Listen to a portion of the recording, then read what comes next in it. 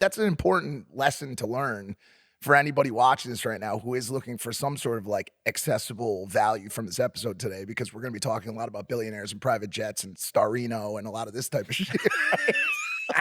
So like if you are looking for some value, there is a way to combat alpha males and billionaires out there, and being funny and having good energy and being positive and putting that type of energy out there is always a way that you can win over a room. Does money buy happiness? I think this is probably a very common answer, but money is an incredible tool that can make the good better and the bad worse. So it depends on people's mindset. I think in a place like Stad in particular, you have people that have all the money in the world and they choose to live a very wholesome, modest life with their family, do very charitable things, build beautiful homes that are built clearly for them and not for status or for putting out anything. And then you have the inverse, where people live very crazy lives with a lot of vice, and they live this life of abundance and like gluttony.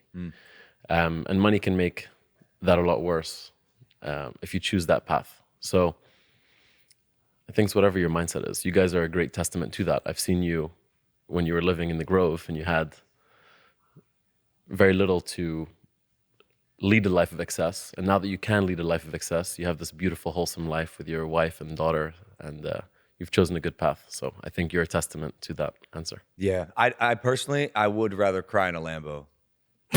I agree with that for sure. I think money it's an amazing thing. There's data For sure. There's data and studies about this, by the way. I've always been very interested, and I think we've talked about them on the show before.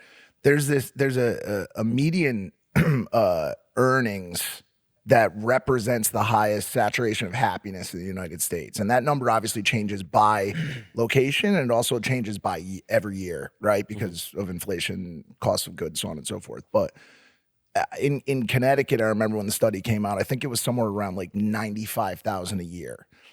And as you move down from that, you lose the ability to cover the things that you need as an individual or as a family member, right? Healthcare, food, certain basic luxuries, television, maybe a trip every here and there.